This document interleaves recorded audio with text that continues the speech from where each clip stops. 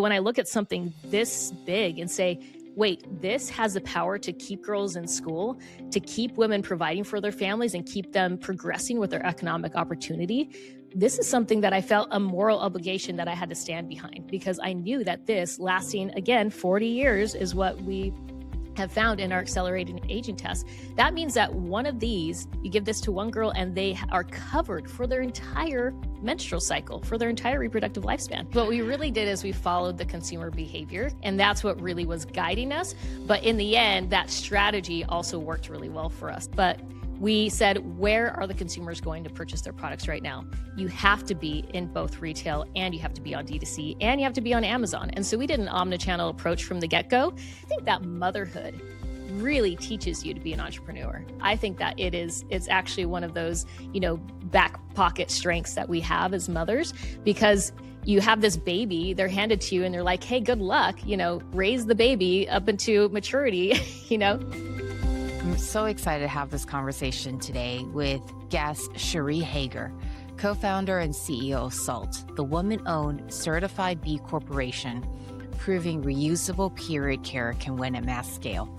What started with a phone call to family in Venezuela, where pads and tampons had vanished from shelves, became a brand stocked in every Target nationwide by year 2, and an 8-figure business by year 3. Now donating over 160,000 products across 56 countries. Cherie built Saalt reusable only from day one, betting that mission and margin aren't a trade-off. Cherie, welcome to Reclaim. This episode of Reclaim is brought to you by Future Digital. At Future, we partner with the next generation of category-defining health brands to scale through paid media, lifecycle marketing, and performance creative. If you're building a women's health or family brand and you're looking for a growth partner who knows your category, visit Scale with Future to start the conversation. Now, let's get into it. I'm very interested in your story because you essentially created a new category before alternative period care and period health was really even brought out to the market. So let's start out with your origin, your lived experience in terms of how a phone call to your husband's aunt turned into a category-defining, innovative women's health product and business. Yeah, so my husband comes from Venezuela and I come from Argentina. My mom's from Argentina, so we both have Latin heritage. And I was speaking to his aunt there in Venezuela, and she was describing not being able to get anything on grocery store shelves. So that's, personal care items, baby needs and so forth, let alone things like pads and tampons. And so as I was having this conversation with her, I started thinking of my 5 daughters. We have 6 children and 5 of them are daughters. And I thought, what would I do in that situation? And I really started to be kept up at night by this dependence on this disposable supply chain that we had for our period care. And so I started looking into reusable options for everything under the sun and period care, and was introduced to, period cups and, menstrual discs and period underwear for the first time. And I was like, where have these been my whole life? I'm a woman in my 30s. I've never seen these before. So they existed in the marketplace, but I tried them out, was absolutely blown away at the comfort, the convenience, the sustainability, that it was a better product for our bodies and the planet. And the thing that took me most by surprise is that I would just forget I was on my period. I was like, wow, this is so comfortable. It's amazing. Why isn't this our go-to standard? And as I started to question that, I realized it's these taboos and stigmas that we have around period care. And I really saw this need to be able to elevate this product, both in its, quality and innovation, and a higher quality product that I could really trust, and then also in its education. So you launched in February of 2018, very early in this industry. And I guess what I'm wondering is, what was that point for you where you said, I'm going to claim permission, I'm going to create a product that most people may not understand yet? So how did you go about tackling, introducing a new product and educating in 2018? So I really saw it as an education issue. I came from a technical writing background. I used to write textbooks on health and fitness. And so I had all the fun types of chapters like stress management and STIs. But it was really teaching It was teaching college students. It was college textbooks around, how to change their behavior, how to make better life choices. And I really saw this as the same problem, right? As a technical writer, you take something that's really big and ambiguous and you make it more consumable for the layman consumer. And I said, okay, period care and these reusable period products take some behavior change. They can be difficult to adopt, right? Off the go, although we have a new study that challenges that a little bit, which we'll get to later. But I said, this really just is an education issue. And that's something that I'm good at as a technical writer. And so that's what we did. And we do it through our socials. We do it through our YouTube videos. We do it through our infographics, instructions through our voice and our persona. So really, really just trying to educate about reusables. And then, people make the switch on their own because they have all the benefits. They know all the benefits. It's really just getting over that fear factor of trying something new. It's a funny, I didn't make that connection between your technical writing background and then translation that has to come across. And that makes so much sense. Why for you, it's like, well, let's go ahead and educate and let's build up awareness. Yes. Maybe we can actually go into, how you started initially with building up brand awareness and really getting this known. And I think there's two aspects to this question is first, going to market in that first 0 to 1 and creating awareness around it to drive sales for proof. So there's one part. And then the second part is around really focusing on which products to focus on. And oftentimes I see that when a brand comes to market, they go in on one product. And I'd love to just also dive into starting with one product and how you were willing to expand into different categories. So maybe first go to market and brand expansion, and then we can talk about the categories.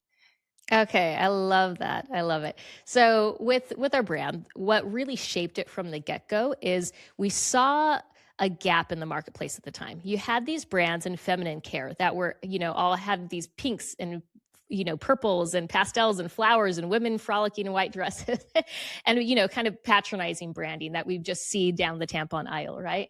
And then you had these newer brands that really relied on what I call blood and body parts, like shock value, to get their brand across. And, as an educated mom of 5 daughters, I didn't resonate with either one of them. I've always liked the color blue, a little bit more neutrals. I'm not really a pink gal, although I'm wearing, a little salmon color today. But I also, didn't really love this idea of portraying periods in this blood and body part type of shock value because I felt like periods perpetuate the human race. They deserve some dignity, not shame and, or shock. Like this is a beautiful cycle and it's just as powerful as the cycles of Mother Earth. And I wanted something that was very dignified and elevated. And when I walked down the aisle, it just would look clean and beautiful. So I saw that gap in the marketplace. Also, thinking about the macroeconomics, there's a lot of emphasis on clean, cleaning products, clean beauty care, but it hadn't really extended to period care yet. And so we had it in our personal care and so forth. And we said, okay, let's also elevate this to be able to showcase how this is a clean and sustainable product because no one was really telling that story. It was really seen as an alternative fringe product, not something that was actually better. And so that's just storytelling, right? And so in our brand, we not only looked at our brand visuals and made them more elevated, dignified, had them reflect the natural landscape, just like, the name Saalt, people always ask us, where that came from. It's not an acronym. We really just wanted something that was one syllable that could be copyrighted with 2 A's. And that also invoked this feeling of returning to the natural because salt is an essential element in our bodies and also in the landscape, just like the menstrual cycle is to the human race. And so just that, invoking of simplicity. So all of that together, we really positioned our brand to fill that gap, what I call for the mainstream consumer, because I think most mainstream consumers didn't fit in the patronizing or the shock value. They just wanted to see something better, Yeah.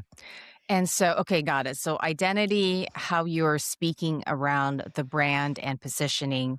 And then I guess before we go on to, launching with which product category or the product category with the cup, how are you thinking about D2C versus retail? Because there are limitations in growth to each. In D2C, you're going to have more data very quickly versus retail, right? There's this, you can land in more, there's the credibility, you can also land in more locations. So, how was that being set up or thought about? And then your journey from going to the consumer D2C versus retail and targets? I love this question. I love it because what we really did is we followed the consumer behavior, and that's what really was guiding us. But in the end, that strategy also worked really well for us. So I'll get to that. But we said, where are the consumers going to purchase their products right now? You have to be in both retail and you have to be on D2C and you have to be on Amazon. And so we did an omnichannel approach from the get go because, Amazon is such a great discovery channel, love it and hate it. There's all the reasons why. But it did help put us on the map from the get go, as we worked to get our website to be the leading sales channel, which we have now, but that took some time to get there.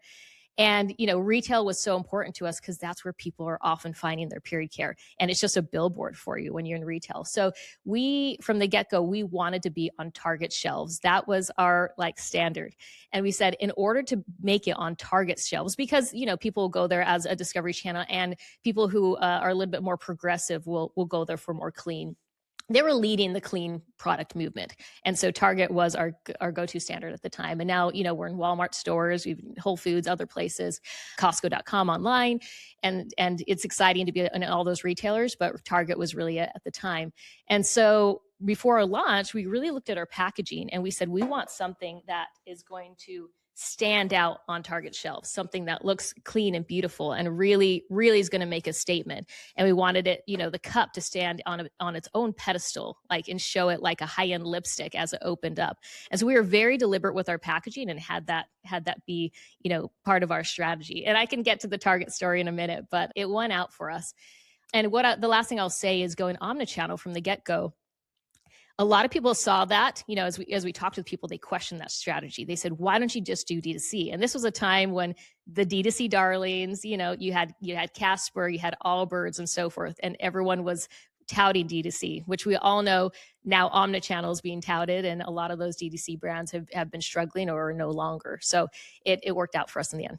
I think it was incredibly visionary to stand for omnichannel and going into retail. And just from working and talking with founders, I'm curious as to the resourcing and the team that had to be assembled in the beginning, because it is seductive, especially at that time, to only focus on D2C, to get the top line sales, to get the revenue going. And so I'm impressed at the conviction, and I'm curious in terms of the resources and the pulling of the team to tackle that right from the beginning. Yeah, no, such a great question. So we did have to hire a sales manager. We've had one, that's existed with us all the way through all our years at Salt. Our current one, his name is Brendan, he actually came from P&G, and he was a category manager for Target and Albertsons and was selling Tampax and This Is L. And we love him. He knows more about feminine care than I think most women do. And just incredible. But it, took some working and we had to use the budget that we had at the time and couldn't afford someone as high level as him at the time. And so we found team members to help us out, and we did use brokers for our retail commitments and our retail explorations and pitches. And I'll say it took some time to get brokers to actually take us. We had approached, I think, 3 different Target brokers who turned us down until there was actually a Target broker who reached out to us and they said, hey, I'm looking for new innovative brands. I see you on Amazon and I want to represent you. And that was exactly who we needed. And he's been fantastic since.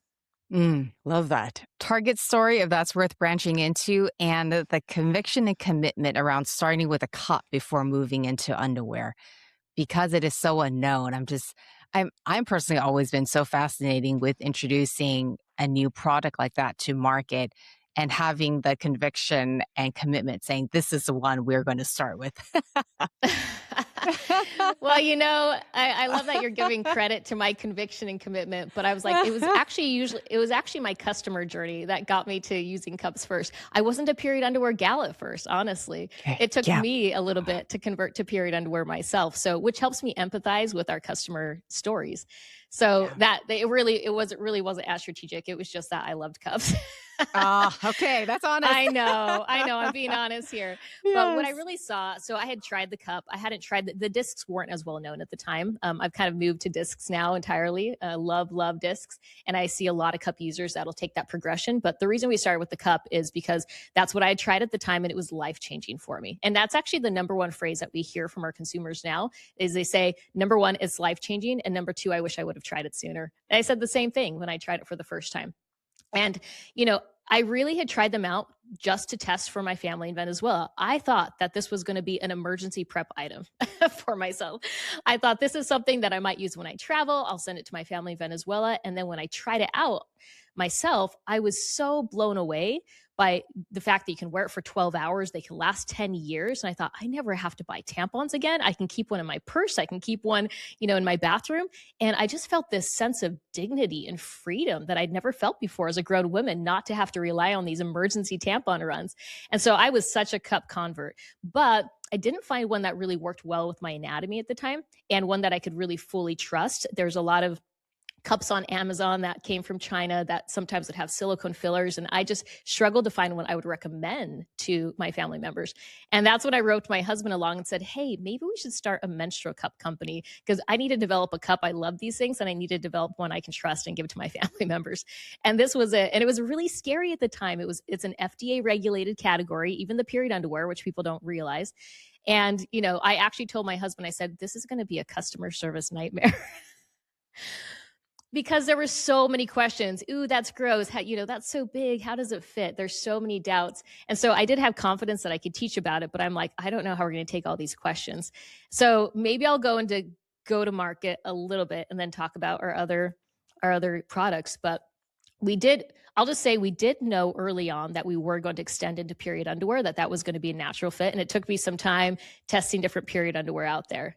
So I'll get to that. But our go to market, we actually had something that really worked well for us. And that was that, again, following the consumer, we started with a focus group and it had a silly name. It was like Saalt loves our focus group. That was it. And it was on Facebook. And I literally went from state to state and would just hold these dinners and would ask people, bring your laptops. You can have free dinner. I'm going to tell you about this new brand that I'm creating. And I just want you to come give me your opinions on it and then invite your friends to this focus group. So it really was just like this legwork of inviting people that I knew, were like-minded like me and having them invite their like-minded friends, educated women who were interested in health, sustainability into the focus group. And so we did that until we got to 1,000 members. And we got to 1,000 members, a movement starts with about 1,000 people as the data says. And we would ask them all sorts of questions like, how do you like this branding? How do you like this voice? And then, eventually we would also gave them each a free product to try and asked them about the product. It took some time to get there. The reality is sometimes we had those decisions made already, but we asked anyway because the buy-in was what we were hoping for, right? We wanted these people to become advocates. So some of the truth comes out there. But it was really integral for us, especially as we started developing our cup because, as an entrepreneur, making a silicone injection cup took investing in these really large molds that were etched in steel. And if you got it wrong, this took 14 design iterations to create. If you got it wrong, then, that's $25K down the drain for each one of these. And we had two sizes. So it was $50K out of our retirement accounts, to be able to create these. So we really wanted it to be perfect. And so we made that investment. We developed our first prototypes and then we gave them to all of our focus group. And it was a bit of a roller coaster because we would hear them say things like, oh, I've tried other cups and I don't know if this one's working for me. And I'm just like, oh no, it's not working. We tried to develop this to be ideal for the beginning consumer. But then you would hear them come back a little while later, a couple weeks and say, wait, I've tried this for a few cycles and actually I love it. And we kept hearing that people who either had initial success or just worked at it for a couple cycles and then had great success and overall a lot of success. And so that's what helped us feel confident to launch the product because of this feedback from the focus group. Okay, so that triggered, and going off on a quick tangent here, if certain customers or the buying journey, some customers will experience the love and appreciation right away. And yes, now cups and discs are also much more widely accepted over the years. But if some customers require a couple of months, I'm curious how that buying journey works for you or that customer cycle or how you think about retention marketing, because I can see that certain customers will need to get more brand exposure, will continue to get education, and also to have that trust to potentially keep trying, although now the market and the industry has shifted. We're not an impulse buy. We have a long customer Yeah. journey and we know it. Yeah. It takes people like 7 Yes. times getting to know our brand. And so we really try to hit them through education. In fact, a lot of our best performing meta ads are just educating how to wash the underwear, how does this fit? How do you fold it? How do you remove it? It's those sorts of questions.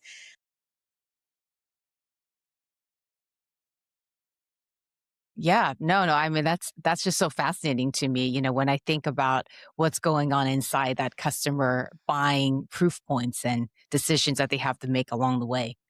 No, exactly. And we knew from the get go, and this is just who I am, but we knew that these were not going to be a very high repeat product. I mean, they last 10 years. And honestly, we've had our cups stress tested by a third party through an accelerated aging test, and they can last up to 40. So we market 10 years, but really they could last your entire reproductive lifespan or the average reproductive lifespan, which is 40 years, which is incredible and incredible when we talk about period poverty, which we'll get to.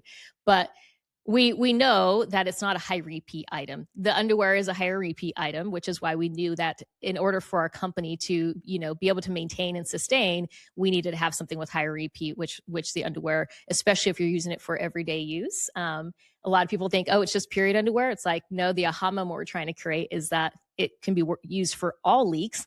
So, periods and bladder leaks and, sweat and discharge, even for postpartum bleeding. So that's kind of like the next trend in the category is that people are realizing this. Oh, I should be using this for my everyday underwear because it has built-in absorbency. So this helps with repeat. And the retention, honestly, really comes from just the quality of our product. We don't put anything out that isn't curated to be high performing, to be ethical, sustainable, and to really work for people. And so we have a curated list of products, but they're all very, very intentionally innovated. We don't just put something out there. And so we have like some rabid fans for Salt because they really become loyalists when they find something that's so life changing. So the retention is there for us, but it's really the repeat that's our biggest challenge. What's so interesting is I did not know that about your underwear. And now you've got me thinking about all these different use cases. And I'm That's reasonably right. informed in the health space, but I that was such an aha share. And that I can think about so many examples and why when like of course you would wear that every day or like most days. Oh my Exactly. goodness. I So actually so the, cannot believe I didn't know that. so there, the real life aha moment. No, this is what it takes. It's conversations. Like we really, our brand strategy is just educating and having a lot of conversations because we've realized this over and over again. I see it in people's faces. They'll come, they'll say, "Oh, I'm menopause, so I don't use your products anymore." And I said, "Do you ever have bladder leaks? Do you ever, have pee a little and you laugh or you sneeze?" And everyone goes, "Oh, maybe I do need that." And then they'll grab the product. But and that gets to the innovation because you asked how we got into our other products. But after our flagship product with the cup, then we went to discs. That was the next natural progression. And then we were developing our underwear the entire time, but it took 3.5 years to develop it. We worked with the Wilson College of Textiles at NC State and also with people who worked in forensics. So some great consultants to develop our underwear. And what I had tried at the time is that period underwear existed. They all were, absorbent and worked fairly well, but none of them kept me dry. As a cup user, I was used to just feeling amazingly dry. And when I, free bled into the underwear, I was like, I just feel like I'm sitting in my wetness. How can we solve this? And so my husband, who works most in product development, I'm more on the marketing side. I gave the problem to him mostly and to our PD team at the time and said, let's develop something that is going to keep me dry. And so what makes us unique is we have this top layer, and this, we have a patent on our underwear now, and it really is because it's the thinnest, driest, and also absorbent and most comfortable underwear out there. And it's that thin and dry. Look how thin this is. This absorbs 4 pads of flow, and we have a super here too that absorbs up to 6 pads of flow, and it's that thin. And it's amazing what you can accomplish with textiles now. So it has these long fabric channels that absorb liquid quickly, and it disperses it into these long fabric channels so it can hold more liquid. And then it doesn't let the liquid come back up because it's both hydrophilic and hydrophobic on either side, so that it both attracts the liquid and then doesn't let it get back up into the skin. And people are blown away by just how dry they feel, and that's our differentiating factor. Anyway, with that, when you talk about working for all leaks, well, one of the soapboxes I get on is as women with female anatomies, we really need absorbency in our underwear from menarche, from when we first have our periods to menopause, like through everything between menstruation, maternity, perimenopause and menopause. We need absorbency in our underwear. And why haven't we had that yet? Why is the go-to just a tiny little, cotton liner that, and cotton is obviously, or retains a lot of liquid, and so it doesn't always keep you dry. And I have 5 daughters, and the amount of underwear that they go through, and they're very active, and so the sweat, the discharge, the periods, everything, like we need absorbency for every day. So that's really where I see this category going, and is why we're very bullish on period underwear, because we do think that it's going to replace everyday underwear. Wow. I just cannot believe I am you've just influenced my buying behavior around this product. And so I guess in terms of hero products, best-selling categories, what's the mix now? I'm curious between, yeah. Yeah. And maybe I'll go into the Target story a little bit here. Yes, let's So do it. our cups and discs, when we set out in the category, we really said we want to be the best-selling cup on the market. That was our go-to. And we were actually able to achieve that a few years in, and which seems very, very lucky. So right now we're the best-selling, cup and disc on Amazon. I think we own between 20 to 30% of the marketplace there. That's not how we started, but we were able to achieve that, which is incredible. We're not there with period underwear yet. There are some bigger players in the period underwear, so we're working towards that to really get our patent out. But we really feel like we've accomplished that, leading brand in the cup and disc space. And part of that was getting into Target stores for the first time. So, that story in 2018, after we developed our cup, we said we need to get this out to retailers. So we booked an expo called ECRM, which is basically speed dating for new brands and buyers. And you have like these little 10-minute meetings. And Target had put a 20-minute meeting on our calendar, which was really encouraging, because the free version, or our paid version, was only 10 minutes. So we said, okay, that's really promising. But it was our very first time pitching. I say our because my husband and I went. We were co-founders in the company, and so we were pitching to mostly these like tired male grocery buyers, and he had never heard of cups before. And we were able to convert a lot of them, which is amazing. They weren't sure if it was right for their grocery chain at the time, but it was good to get that under the belt. And then in walked the Target buyer, and we're good friends now, but her name is Mimi, and she's originally from Nigeria, just amazingly progressive woman, very intimidating to me the first time. And she came and she said, I've been passing around cups around my office. I think these are the next thing in feminine care. I want a cup on my shelves. I'm just trying to choose which one. So we're like, okay, no pressure. And she, grabbed our packaging, and she gave us all sorts of advice. She's just a whiz at packaging. She told us that we needed this little silhouette of a cup on it. She said, add that. Your sizing chart needs to be a little bit better. So she helped to improve our sizing chart. And she really was very critical of our packaging at first, but, liked it overall. She was thumbing through it and giving us all this advice. And then she pauses for a moment and she said, I've seen a lot of cups, and I mean a lot of cups. And I think your brand is best positioned to take this mainstream. And of course, like John and I, my husband and I, were just blown away. We're like, oh, I think we scared her a little bit, because we like did an audible gasp. And what she didn't realize is that we had been sitting around for the past 2 years trying to make sure that our packaging was Target worthy. And we said, we want to develop a cup that's going to go to the mainstream consumer and, put this on the map as a gold standard product. And she just repeated those words back to us. So it was such a validating moment as an entrepreneur to hear that from her. And she did it so nonchalantly.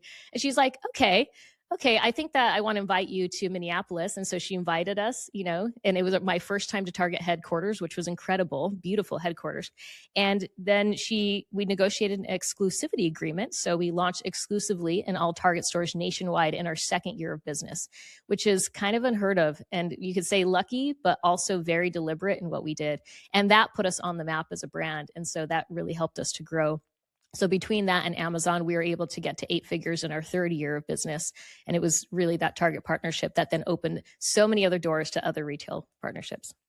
What a great story in illustrating the vision and the planning. And of course, we know that not everything goes to plan, but you were so committed to that plan and had such intention behind it that in this instance, it came to fruition. I guess, and this is going to be a bigger question before we kind of talk about what's next in your study.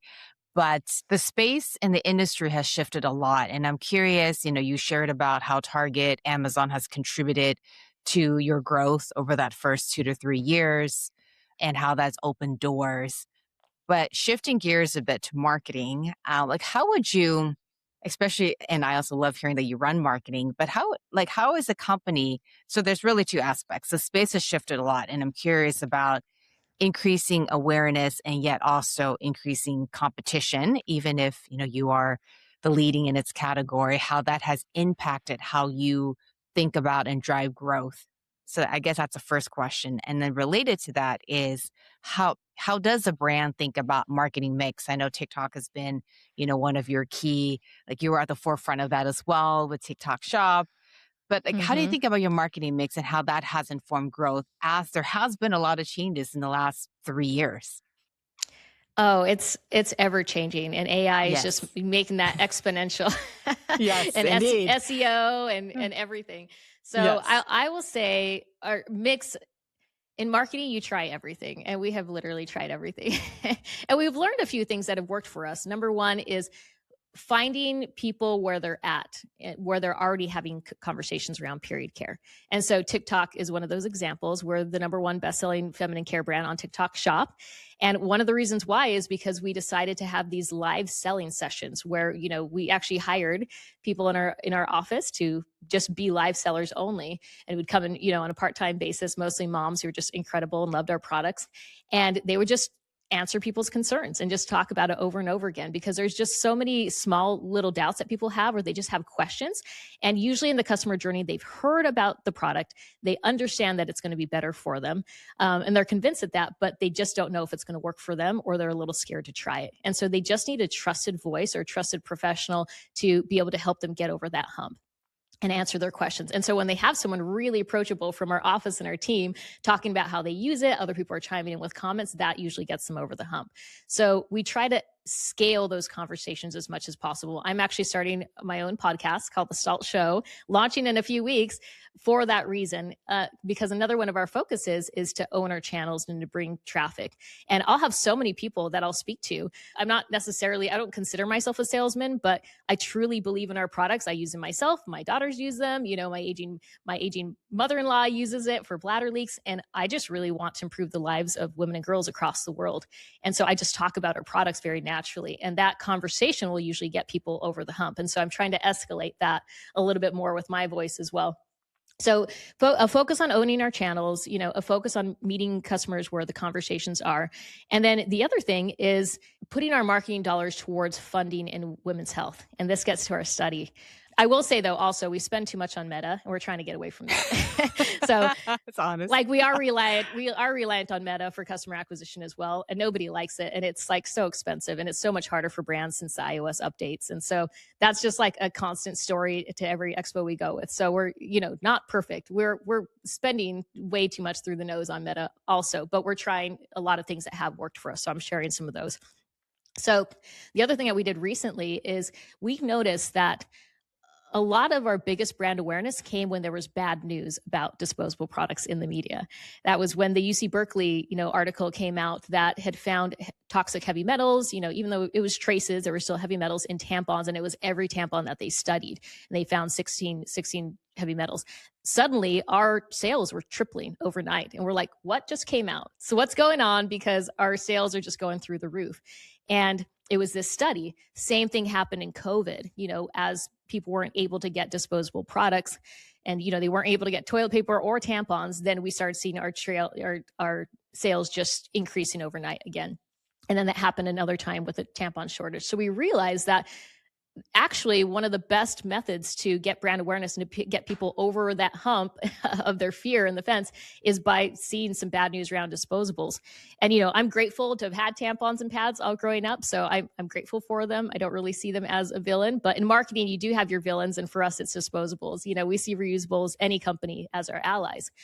And so we said, well, what if we could replicate that? Women's health research has been routinely underfunded. It's just getting worse, where only 5% of global research in 2020 went to women's health.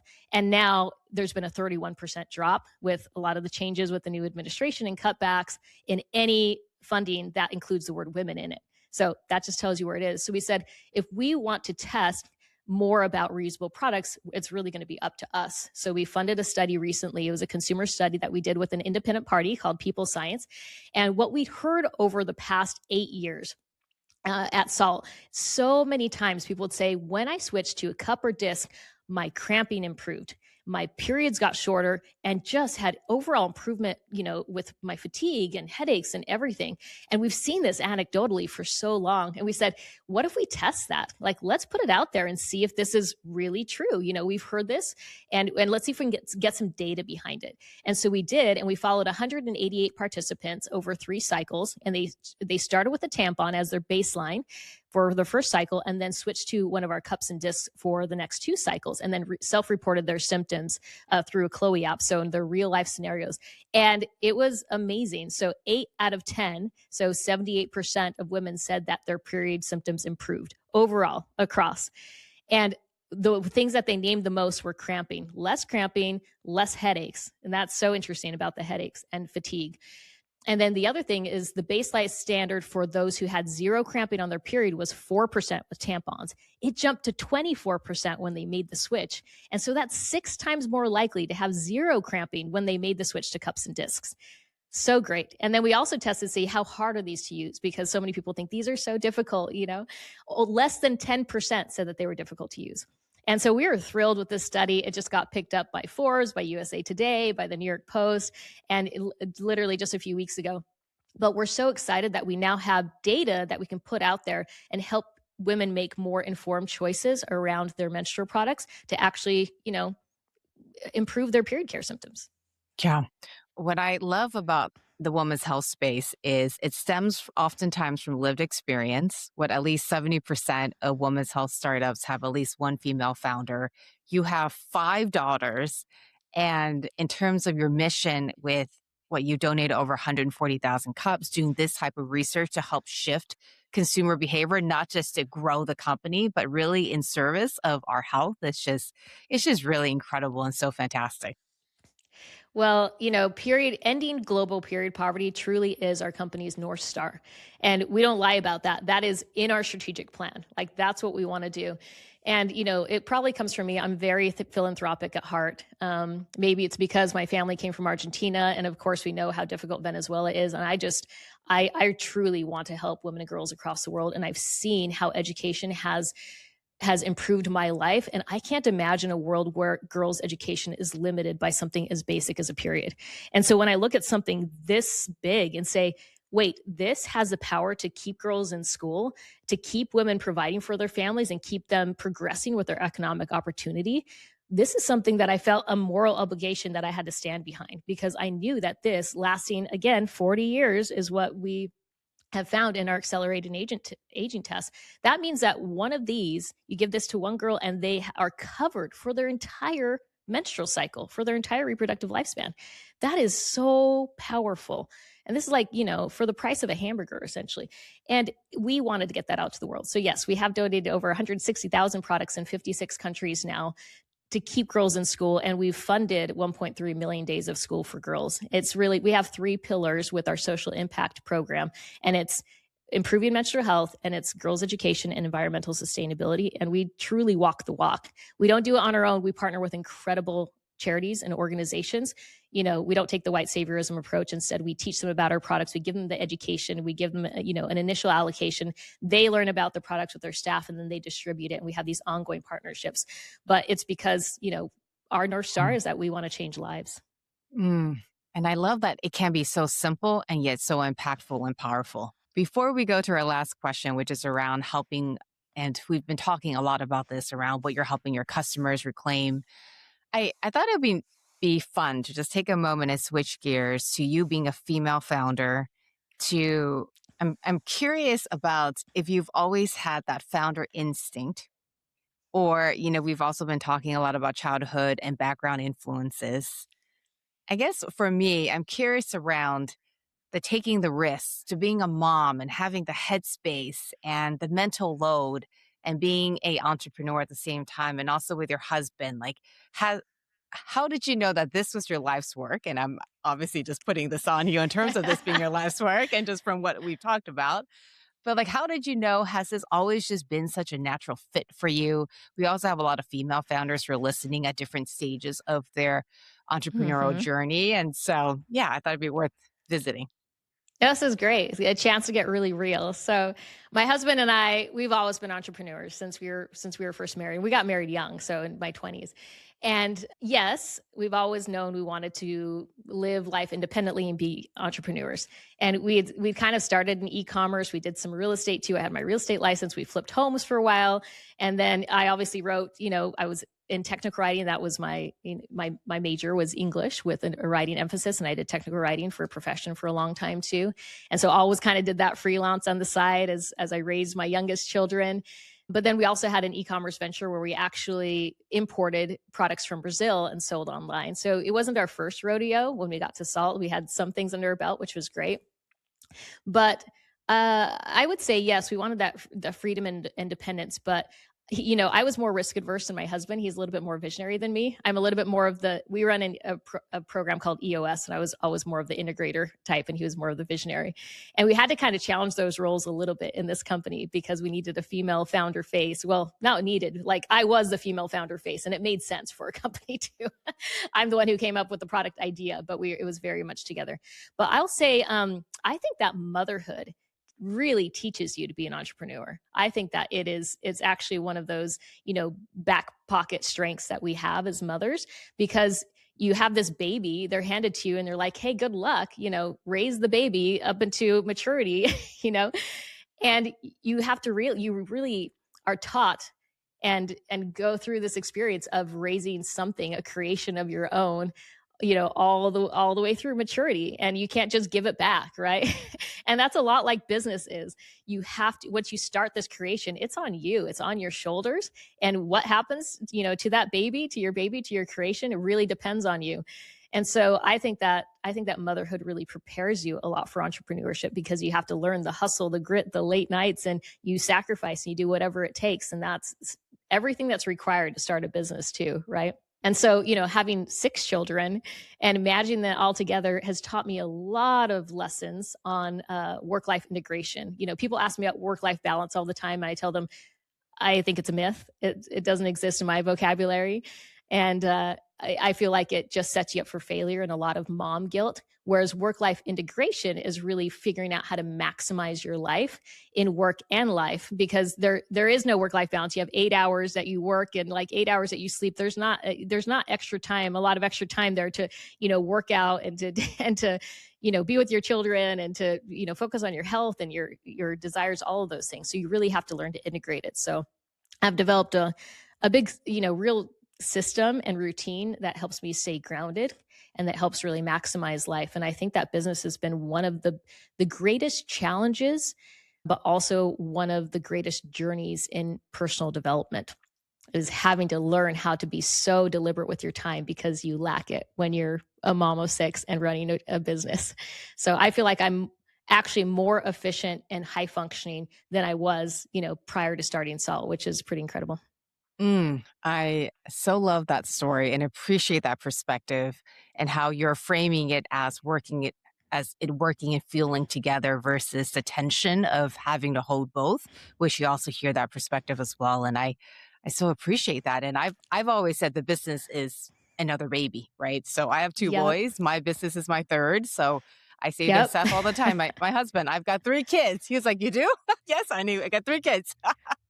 Yes, exactly. I actually have a great example to share, honestly. So early on, when Salt started to take more of my time, because I always worked kind of at home, freelance and working in real estate and so forth, but generally at home and not really in an office environment. And as it started demanding more time, as our team grew, for me to be in the office more, to lead meetings and to share the vision, and I ran marketing, I ran our impact, and ran our customer service. You do all the things at first, right? In the early days, I ran all those departments. And I would bring my children in with me. I had, young toddlers at the time, and they would play puzzles next to me. And I was, managing, trying to do both. And, that's tough for the children because they are often feel kind of that neglect when they're talking to you and you aren't able to have the focus. And so to my husband's credit, he said, well, why don't we develop an in-office preschool? And I was like, that is a brilliant idea. Do we have the funds to do that? He's like, yeah, let's do it. And so we did it just based out of necessity as a working mom. And we also realized, well, we have other working moms here that are in the same boat as us. This could benefit them. And it has become one of our superpowers now at Saalt. We've had this in-office preschool that's free for all of our employees that we've had, since like our first year of business. And now it's like the most beautiful space. I wish I could show it to you. It's beautifully painted. It's like the best space in the office, but we've retained that the entire time. It's great for our working parents. It's great as a attraction driver for new employees. It's great for retention. We've had a lot of single moms who've used it. It's just been fantastic. And it really was born out of necessity, just like products are with entrepreneurship. But what it's really doing is it's helped solving the gender pay gap. That burden of childcare is put more on us as women generally, and we carry that burden. And to be able to provide that, free for employees really takes that mission of empowering women and girls, that external mission, and really brings it internally as well. And has been, so powerful for us because we've also been able to tap into stellar female talent that may not always be in the workplace because so many people have to make the trade-offs between childcare and, and work. And oftentimes it's kind of a wash in what the payment is because it's so expensive. And so, our working parents love it, and they're able to see their children during the day, for, potty training, for nap time, for meals and so forth. So being a career mom and, being a mom and having a career doesn't have to be mutually exclusive at our company. I have goosebumps when you share that. And I don't think we found that in our research when we were exploring your story. And I've always believed that I believe that all companies ought to have on-site care, especially in this modern, 100%. complex, dynamic world. And I love and appreciate that so much being a mom myself. Wow. Okay. I'm so happy that you snuck that in. And I love that. Last question. And we've been talking so much about this. I feel like the thread has been pulled out, but what are you helping your customers reclaim? And it's also why we named this podcast Reclaim, in the context of health, wellness, women's health. Freedom and dignity. That's what I sell. So I tell this to journalists all the time. I don't sell products. I sell freedom. And it's because I hear it from our customers. I felt it. And I felt it myself when I started this customer journey, when I felt dignified, for the first time around my period as a woman in my 30s, an educated woman. I said, wow, I can actually have the products to take care of myself. I don't have to rely on the supply chain in order to be able to take care of this thing that I don't have control over, right? It comes early sometimes and I try to track it, but sometimes it still takes us by surprise. And then the freedom to be able to just have something in your purse and you put it in, you forget about your period, you're taken care of, you have less cramping and just feel more like yourself overall. And then, of course, that freedom when you talk about period poverty extends to actually being able to have an education and actually being able to, progress economically. So it's an incredible feeling. I love what I do because I feel like I just get to help people improve their lives every day. I can tell that you love what you do. So thank you so much. This has been such a powerful, connected conversation. And I'm really excited to have it and really excited to share this with our community. Wonderful. Well, thanks so much for having me. One more thing. Reclaim reaches founders, operators, and investors, building the future of health and wellness. If your brand wants to be in front of this audience, sponsorship slots are opening up. Reach out at support@scalewithfuture.com. The link is in the show notes.